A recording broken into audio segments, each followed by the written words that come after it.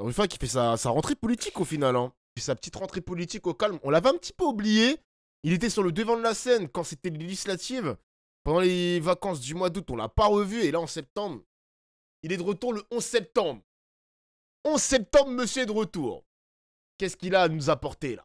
Et 8h32 et vous êtes bien sur RMC On est et sur BFM RMC, TV. Bonjour BFM François TV. Ruffin. Merci d'avoir choisi RMC et BFM TV pour votre première interview de rentrée. Interview, vous tu êtes vois. député de la Somme, député Picardie Debout. Vous étiez compagnon des Insoumis. Vous siégiez dans le même groupe. La rupture est désormais consommée. On y reviendra. Vous le racontez. Vous racontez votre parcours d'ailleurs dans un livre qui sort aujourd'hui. Ça s'appelle Itinéraire.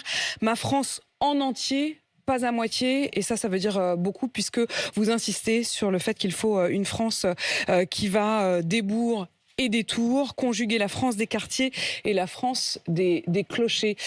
Mais d'abord un mot sur l'actualité immédiate clochers. De ce gouvernement introuvable, le jeu de mots, lui, hein. D'un François Barnier, d'un Michel Barnier qui cherche des ministres, qui cherche peut-être aussi une confiance qu'il trouvera où. Ah ouais, 8h du matin, ils font déjà la promotion de Benjamin Duhamel avec Édouard Philippe, 19h. On va écouter ça tout à l'heure, les mecs. Hein. On va écouter ça tout à l'heure au calme. Préparez votre repas. Préparez votre repas. Commandez, je sais pas moi, un kebab, un bibimbap coréen. Ou non auprès des députés. Est-ce que vous voterez quoi qu'il arrive la défiance? Est-ce que vous voterez une motion de censure? Oui, je voterai une motion de censure. Dire d'abord ce qu'on peut éprouver, en tout cas ce que j'éprouve depuis maintenant 2 mois, d'un espèce de cirque triste, d'un théâtre où le réel disparaît derrière des noms qui sont jetés en série. J'éprouve de la fatigue, de l'inquiétude et du dégoût. Et je pense que c'est un sentiment qui est largement partagé par les Français. Maintenant, pourquoi il y aura une motion de censure? Parce que il y a aujourd'hui quelque chose qui réunit ceux qui vont se rassembler derrière Michel Barnier et derrière Emmanuel Macron. Je dirais, pour citer Gabin, c'est « touchez pas au Grisby ». C'est-à-dire qu'il y a une crise fiscale là, qui est en cours. Bruno Le Maire a creusé les déficits comme jamais, à la pelleteuse. Hein, à la fois le déficit budgétaire qui dépasse les 5%, qui sera sans doute au-delà de 6% l'année prochaine, alors que, je le rappelle, il n'y a pas eu d'investissement pour autant, et même on pourrait insister sur le déficit commercial aussi. Donc, il y a, et j'appartenais, moi, avant la dissolution, à la commission d'enquête à l'Assemblée nationale sur la dette publique qui avait été lancée par les Républicains, parce que je considère que c'est une question importante. Qu'est-ce qui apparaît? C'est que cette crise aujourd'hui-là, cette crise budgétaire, elle n'est pas due à des dépenses qui seraient en hausse, elle est due à la crise des recettes et au fait que, comme sont venus l'expliquer des économistes en série lors des auditions, qu'on a baissé les impôts sur le capital et que cette baisse d'impôts sur le capital représente au moins la moitié Michel Barnier dit qu'il ne faut pas s'interdire plus de justice fiscale. Et tout ce qui sera à prendre, nous le prendrons. Vous savez, moi, si jamais il fait faire un compromis pour le caddie des auxiliaires de vie, je le fais. Donc si jamais on peut déplacer une virgule dans les temps à venir sur une mesure fiscale, nous le ferons. Mais maintenant, il faut bien voir que ce qu'il s'agit de faire aujourd'hui, ce n'est pas de la réformette, de la mesurette sur le système fiscal, c'est une remise à plat du système fiscal. C'est-à-dire aujourd'hui, on est dans un pays où les petits payent gros et les gros payent petits. Ou dans notre pays, vous, Madame Apolline de Malherbe, mais le salarié lambda qui part à l'usine, qui part au bureau, est taxé aux alentours de 50%, et c'est à peu près la moitié pour les multimilliardaires de ce pays. Donc il y a un énorme souci de justice fiscale. Si demain on veut non seulement... Que le travail paye davantage ? Et que le capital paye davantage, au moins à l'égal du travail. Et or, aujourd'hui, c'est pas du tout ce qui se passe. Et si on veut à la fois combler le déficit et investir notamment sur la transition écologique, c'est ce qu'avait dit Jean Pisani-Ferry, il y a la nécessité... Merci Billy. D'ailleurs, j'ai quitté l'usine, les mecs. Je suis maintenant à temps plein en stream. C'est fini de gonfler des pneus. C'est terminé, les mecs. Le RP gonfler des pneus, c'est enfin fini. GG. Merci Kramel. Merci. Enfin, frère.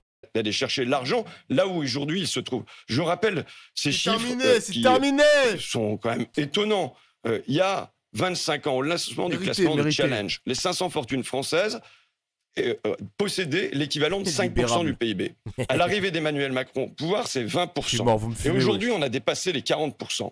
Donc on voit qu'il y a un gavage gigantesque. Et je dis, ce qui réunit aujourd'hui les gens qui vont se trouver derrière Michel Barnier, mais avec Emmanuel Macron, c'est touchez pas au Grisby. C'est-à-dire que les questions de dividendes... Mais attends, mais c'est quoi des Grisby, wesh? Touchez pas au Grisby. Un Grisby. Comment on écrit Grisby? Touchez pas au Grisby. Ah, l'argent! Ça veut dire argent! Mais frère, dis la thune, sois normal, gros! De profit, de bénéfices, ça veut dire argent. elles sont quasiment interdites et sorties. Et c'est là-dessus que vous voudriez démocratique. concentrer l'effort fiscal. Oui, par exemple, si vous prenez, je vais entrer un peu dans un peu de technique, en France, les sociétés écrans ne sont pas taxées. Ça veut dire quoi? Ça veut dire que les dividendes, qui ont explosé, il y a un rapport qui est encore sorti hier, qui dit que ça a explosé dans le monde, ça a explosé en Europe, et ça explose en France, plus 7% en France, c'est-à-dire largement au-delà de l'inflation pour le coup. Bon, si dans notre pays, les plus riches font ce qu'on appelle des sociétés écrans, plutôt que de toucher les dividendes directement. Et elles ne sont pas taxées, ce qui leur permet de payer 1 ou 2% d'impôts à la place d'en payer 30%. Aux États-Unis, ces sociétés écrans sont taxées. Et ça rapporterait aux alentours de 20 à 30 milliards d'euros. Donc là, c'est là que se trouvent les marges de manœuvre alors que, qu'est-ce qu'ils vont faire? On le sait d'avance. Ils vont faire ce qu'ils prétendent faire depuis 40 ans maintenant, c'est-à-dire d'agir sur les dépenses, en venant aller chercher sur l'hôpital, sur l'éducation, sur le sport. Le premier budget qui va être touché à la sortie des Jeux Olympiques par les réductions de budget, c'est le sport. Ou alors encore même sur les arrêts maladie. Et vous estimez, vous, François Ruffin, que sur le sport, et c'est d'ailleurs la première proposition de loi que vous voulez déposer à l'Assemblée nationale, que j'ai déposée cette semaine, que vous avez déposée déjà cette semaine, alors qu'elle n'est pas encore complètement ouverte la nouvelle session parlementaire, organiser des mesures de soutien aux bénévoles des clubs sportifs, aux artisans du quotidien, du sport pour tous, ça marche comment et c'est qui? Alors, il y a 3,5 millions de bénévoles dans les clubs sportifs dans notre pays, et il faut bien voir que ce sont eux aussi qui participent à tenir le pays debout, et en tout cas à tenir le sport debout. On a vu combien, durant les Jeux Olympiques, le sport de haut niveau a brillé. Mais il ne faudrait pas que ça soit une illusion et que derrière, ça soit le tissu associatif, le tissu des clubs populaires qui soit en train de se déchirer. Or, c'est ce qui advient dans plein de clubs. Il y a des difficultés à trouver un président, un trésorier, un secrétaire, des difficultés sur l'engagement. Et pourquoi? Parce que, d'une part, les subventions à ces clubs comptent pour moitié moins qu'il y a 20 ans. Donc ça veut dire qu'à la place, on doit faire des tombolas, on doit faire des galas, on doit faire des paellas, vous voyez? Donc on doit faire tout ça. Des paellas, what? Et en plus, derrière, il y a plus de travail administratif. Il s'est renforcé. Ce qui est apparu l'année dernière, avec le début d'année, avec la crise des agriculteurs, qui disaient on a trop de travail administratif, on nous demande non plus de remplir les dossiers, mais d'être sur des plateformes en permanence. En fait, c'est vrai pour des tas de secteurs dans le pays, et en particulier pour les associations sportives qui, avec le passeport, ont des tas de fichiers à remplir en permanence. Donc d'un côté, on leur donne moins de subventions. C'était quand même une bonne chose, l'histoire du passeport. Très bien. C'est insuffisant aujourd'hui pour qu'il y ait un accès de tous au sport. On voit que dans les familles les plus modestes... Ah, le passeport. Pas le passeport. Le passeport. Vous voyez ce que je veux dire? Le passeport. Et pas le passeport, le papier. Le passeport. Le passeport. Ils sont malins, les Français. Ils aiment trop les jeux de mots, les Français. Hein. Non, pas le passeport. Le passeport. Sport. Non, mais vous êtes con ou quoi? Pas le passeport, genre pas la viande. Le passeport. Vous voyez ce que je veux dire? Ils sont malins quand même, hein. C'est comme le passe culture, mais le passeport. Vous comprenez ou vous êtes des cons? C'est dur l'école, hein. C'est dur, hein. Ah, c'est dur, hein. Ils aiment les jeux de mots, les Français, ils aiment ça. C'est 78% des enfants qui ne sont pas inscrits dans des clubs sportifs, alors que c'est moitié moins dans les familles qui sont les plus aisées, on va dire, dans notre pays. Donc là, il y a quand même un souci d'accès au sport pour tous, malgré le passeport. Mais on fait reposer le travail administratif sur des bénévoles qui, du coup, sont usés, parce que dans le même temps, Emmanuel Macron a divisé par 5 le nombre d'emplois aidés. Donc, je dis, attention, on a un problème de crise des vocations dans notre pays, on a un problème des crises des vocations dans l'éducation nationale, on a un problème de crise de vocation dans l'hôpital, et là, on arrive à une crise de vocation dans le monde associatif. Il y a un rapport du CESE qui témoigne de ça et qui dit, voilà, attention, c'est en train de se déchirer. Et donc là, qu'est-ce qu'il s'agit de dire? Il s'agit de dire, d'une part, on redonne des moyens via des emplois aidés qui ont pu exister, on redonne du souffle aux associations, on permet qu'il y ait un guichet unique et qu'on ne leur demande pas de remplir des dossiers en permanence, c'est-à-dire une simplification, comme on l'a proposé les agriculteurs, qu'on fasse la même chose. Et enfin, qu'on ne baisse pas encore à nouveau là, de 10%, puisque c'est annoncé le budget du ministère des Sports. On est à 7 minutes de vidéo. Il est où le point Je là, Apolline? Je sais qu'Apolline, elle aime bien parler de Mélenchon. On attend le M-word. ministère des Sports. François Ruffin, est-ce que Jean-Luc Jure, Mélenchon est la gauche des Noirs et des Arabes et vous, la gauche des Blancs?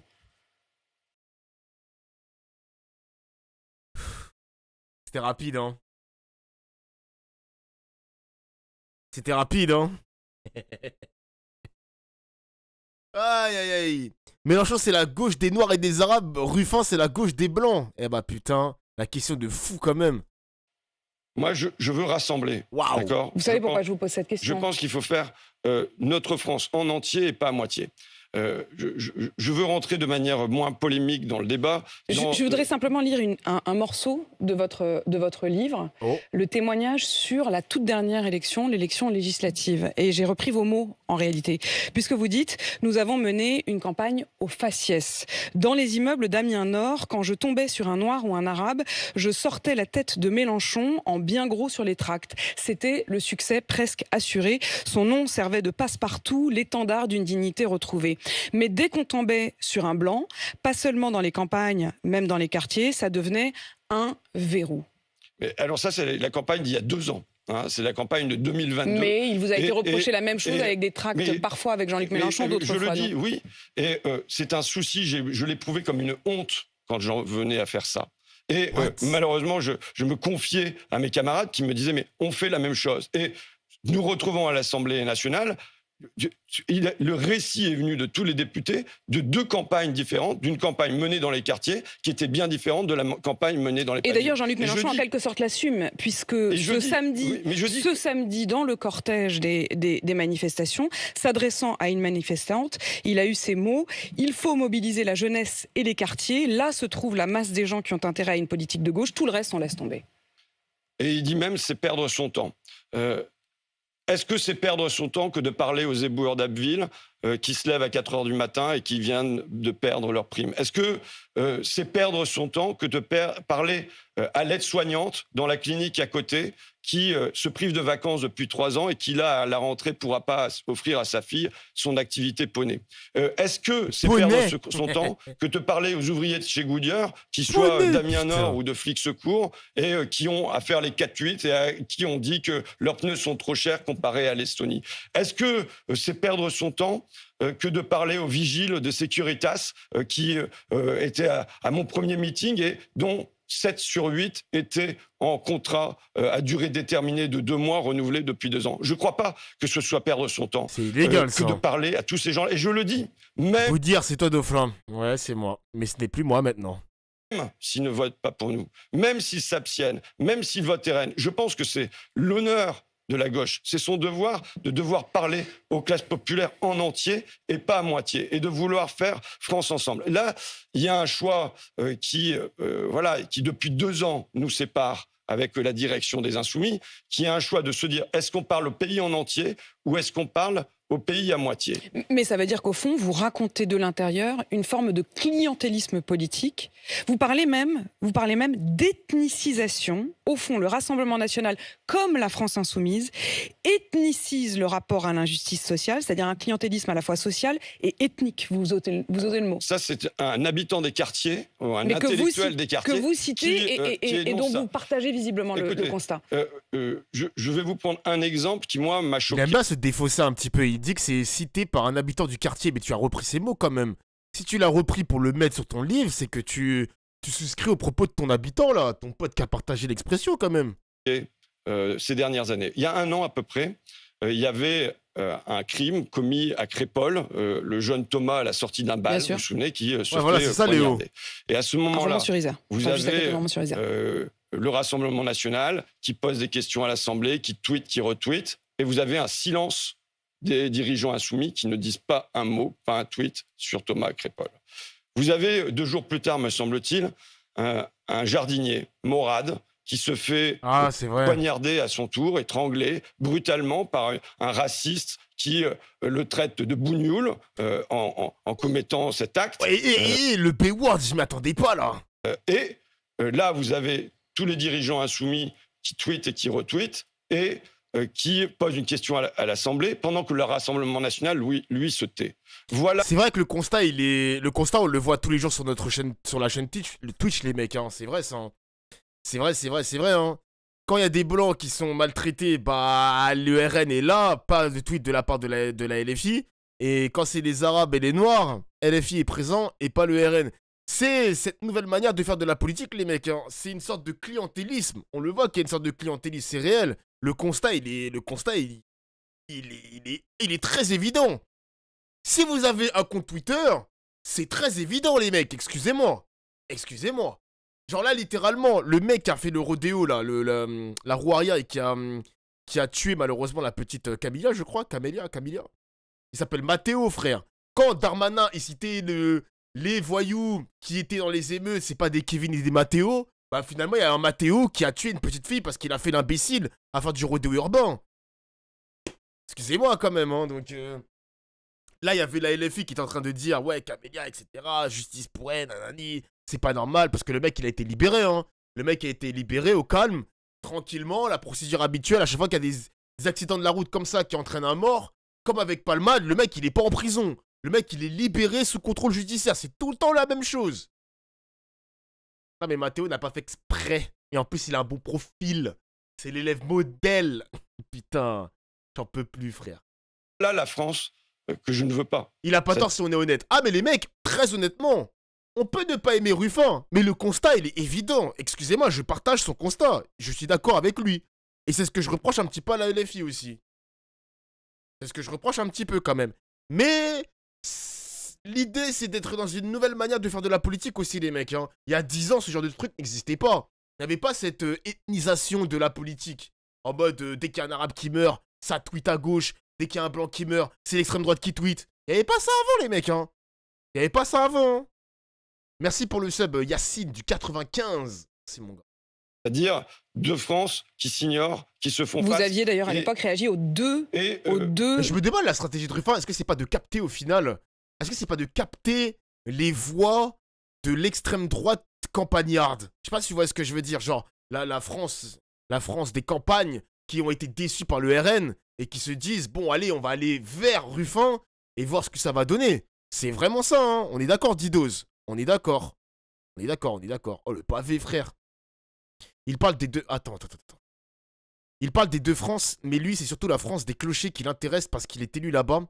Ça fait des années que la gauche essaye de parler à tout le monde. Au bout d'un moment, s'il ne vote toujours pas à gauche, c'est parce que les mesures de justice fiscale, sociale, environnement, la hausse des salaires, ça les intéresse pas plus. Non, ça les intéresse pas. Il y a plus que le racisme qui leur plaise. Donc oui, plus besoin de parler à ces gens. On va pas leur servir la soupe.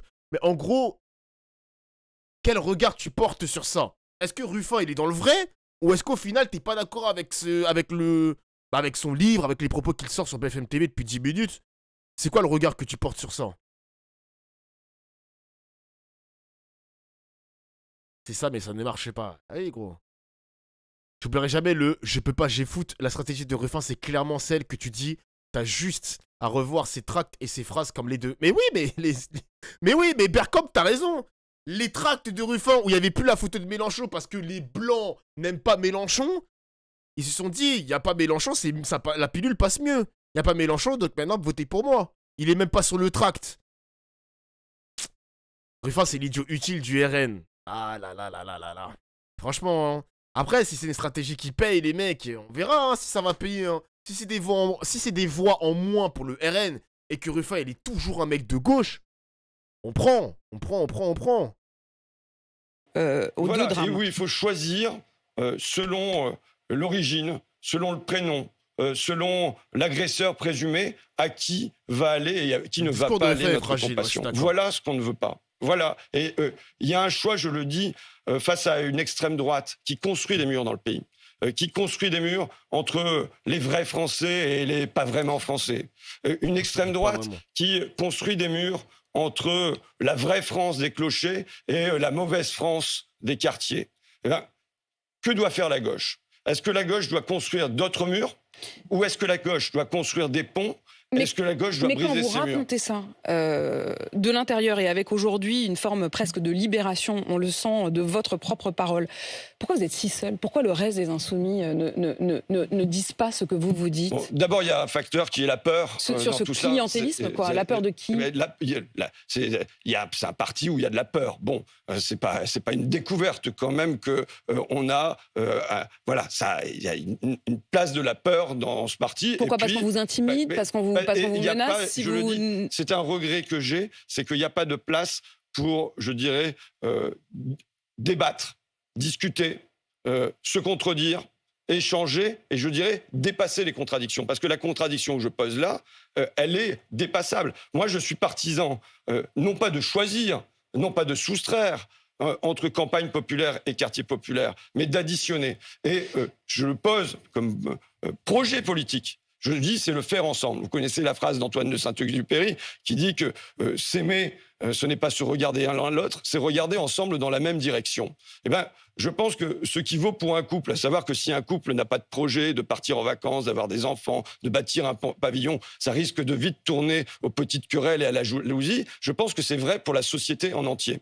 Et que si jamais elle n'est pas portée par un horizon commun, de faire ensemble, de transformer ensemble le pays, eh bien on en vient aux jalousies, aux guerres et aux guerres sur les différences. Et qu'aujourd'hui, on doit être porté par ce projet. Mais une guerre sur les différences qui est nourrie, si on le comprend bien, qui est presque souhaitée, en quelque sorte. C'est-à-dire que ce que vous décrivez de l'intérieur, c'est aussi une gauche qui presque et prolifie sur une forme d'opposition entre deux fronts. Je dirais une gauche qui a renoncé, en tout cas qui renonce, qui se dit que c'est un choix de l'abandon. Pour moi, c'est un choix de la défaite. Il y a non pas se dire que on s'en fiche des gens qui habitent les campagnes et puis tout ça, mais qu'en revanche, c'est foutu. D'ailleurs, Jean-Luc Mélenchon me le dit, et il dit, voilà, de toute façon, les terres qui votent pour le Rassemblement national, ce sont des régions qui n'ont jamais accepté ni la démocratie ni la République. On parle du Nord-Pas-de-Calais, on parle de la Picardie, on parle du Midi-Rouge, on parle de terres ouvrières qui ont envoyé des députés communistes ou socialistes pendant un siècle à l'Assemblée nationale. Et il ajoute, bon, la dénazification de l'Allemagne, ça a pris 25 ans, donc il faut prendre patience, quoi. Mais et donc c'est pour moi plutôt un choix de l'abandon, un peu dans la continuité de ce que faisait le Parti socialiste, qui avait dit, de toute façon, les ouvriers, c'est perdu. Et vous en parlez d'ailleurs dans votre livre, hein, vous dites ce moment où le think tank qui s'appelait Terra Nova, qui était très proche du Parti socialiste, dit au fond, bon, arrêtons de s'occuper des ouvriers, désormais notre cœur de cible, en quelque sorte, sont plutôt les cadres. Et donc, finalement... Ah ouais, du coup, capter l'audience, capter les électeurs des ouvriers, c'est mort, genre, les ouvriers, c'est fini. C'est définitivement fini, genre, ils vont définitivement voter pour le RN, on peut plus les ramasser, genre, on peut plus les récupérer. Ok, bon. C'est Melchior qui a pas voulu avaler son molar. J'avoue que là, il y a la gorge qui gratte, là, hein, monsieur Ruffin. Hein. Ça gratte, hein, ça gratte. Aujourd'hui, le PS n'a pas la même strat, c'est ridicule de dire ça. Bah moi je pense que c'est ridicule, oui, parce qu'il y a les échéances en 2027. Là, on a Michel Barnier avec la complicité du RN, le RN en arbitrage du moins, qui va regarder un petit peu comment la politique va se passer dans le pays. 3 ans, on va pouvoir tirer les conséquences, tirer le bilan, et c'est à ce moment-là où, durant la prochaine présidentielle, et même pour les prochaines législatives, là tu peux faire la stratégie de les récupérer, ces ouvriers. Regardez... Le RN, ils étaient à moitié au gouvernement, il y a toujours autant de déficits, on vous a pas assez écouté les ouvriers, venez à gauche, regardez, il y a des choses à faire, travaillons ensemble. Je pense que Mélenchon qui dit que c'est fini de récupérer la classe ouvrière, je suis pas d'accord avec lui. Moi, je suis pas d'accord. Salut, non, mais il fait semblant de ne pas voir que quand il s'agit d'une personne racisée, ça n'intéresse personne et surtout pas les médias ou les racelards. Donc oui, c'est pour ça que les camarades viennent en soutien des racisés qui sont montrés du doigt. Wesh, le doigt comme ça. Seulement quand ce sont des terroristes. Mais c'est quoi le rapport avec ce que je viens de dire là? Tu penses quoi du fait qu'il parle de la peur au sein de la LFI? Quelle peur? Quel type de peur? Parce que la peur peut être multiple, hein. Quel type de peur? C'est totalement faux. Parce que pendant les législatives, il y avait plein de personnes de LFI qui faisaient du porte-à-porte dans les zones rurales pour récupérer des voix. Ah, Ruffin menteur. Ruffin menteur, Ruffin diffamateur. Merci Astalion. Merci Astalion. Il déteste juste les banlieusards. Très bien, je note, je prends note. Ruffin est un menteur.